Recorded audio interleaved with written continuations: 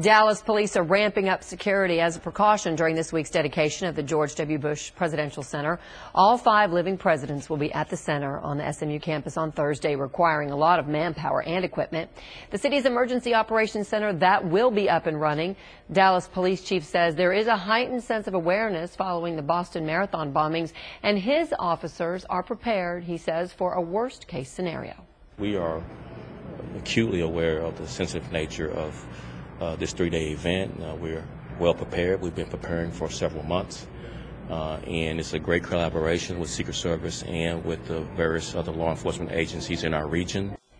The department is also asking for everybody, for you, to help them spot any suspicious activity before and during the events. The Bush Presidential Center will, of course, be dedicated to expanding on the work he did during his 8 years in office in Washington. Tonight, Fox 4's Richard Ray is at SMU with a look back at the Bush legacy and the role the Bush Center will play in I guess, defining it, Rich. Steve, I think people are going to be surprised at the way in which this place deals with controversy, which every president faces. Certainly Mr. Bush did. For example, the New York Times says it is rewinding history and letting the visitor decide. In any case, the Bush legacy consists of some deep valleys and soaring peaks. I, George Walker Bush, do solemnly swear. George Walker Bush took the oath of office in a cold drizzle. You Decide 2000. Symbolic, some thought, of the cloud that followed him from one of the strangest elections in American history. We're going to now project an important win for Vice President Al Gore. The disputed vote count in Florida dragged on into December before the Supreme Court finally sided with the Bush campaign. I accept the finality of this outcome. Al Gore conceded, but many Democrats considered the election stolen. Mr. Bush had early success passing his No Child Left Behind education reforms. Across-the-board tax cuts, another Bush priority, became law.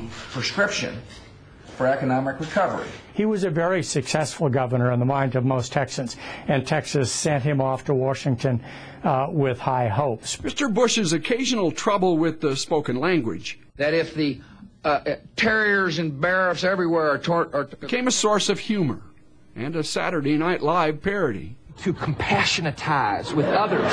If ever George Bush asked himself why and how he'd become president under such awkward circumstances, if ever there were questions about why he'd been called to serve, the events of September 11th answered them all.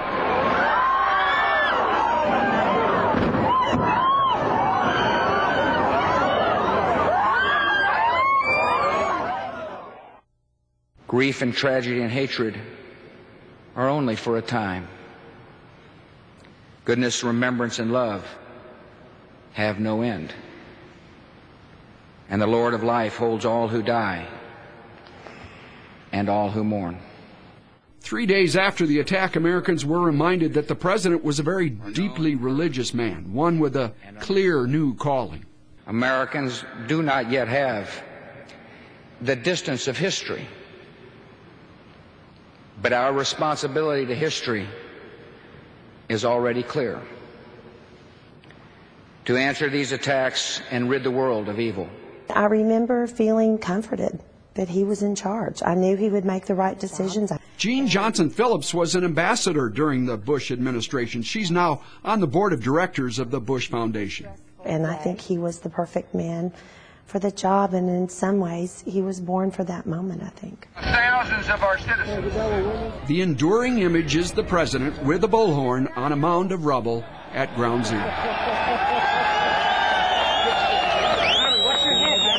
I can hear you, the rest of the world hears you, and the people who knock these buildings down will hear all of us soon. But the wars in Afghanistan and Iraq that followed, initially so popular, would prove to be terribly costly in both blood and money. Saddam Hussein's weapons of mass destruction turned out not to exist. Brownie, you're doing a heck of a job. Hurricane Katrina and other daunting challenges gave political enemies ammunition for assault. It's pretty disconcerting to see us trade below 10,000. And at the very end, he was grappling with an imploding economy, a dire situation that led the president to support and campaign for a series of bailouts for banks and Wall Street. And I readily concede I chunked aside some of my free market principles when I was told by chief economic advisors that the situation we were facing could be worse than the Great Depression. And I think he was absolutely shaken to his core by what he was required to do to stabilize the economy in the last months. History, at least historians thus far, not kind to the Bush legacy. There are surveys of historians that rank the presidents from Washington and Lincoln all the way down to the least successful presidents, and George W. Bush is usually in that last half dozen. Because when you have two wars that end ambiguously in an economic collapse, there's not a lot to brag on. History will judge him relatively harshly, although it will say that he tried hard and did his best. Circumstances overwhelmed him. I think George W. Bush will be remembered for courage. Gene Phillips sees it differently. I think long-term history will show that he was a very solid, strategic, engaged president who made really tough decisions when times that we'd never seen before in the United States appeared. And he handled those times very well.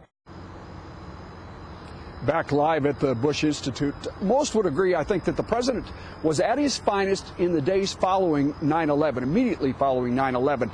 But that event, which changed the world, also dramatically altered his presidency. And that's something, Steve, we're going to examine tomorrow night at 9 o'clock.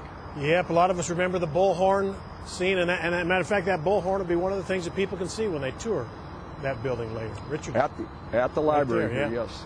Thank you, Richard. Thanks a lot.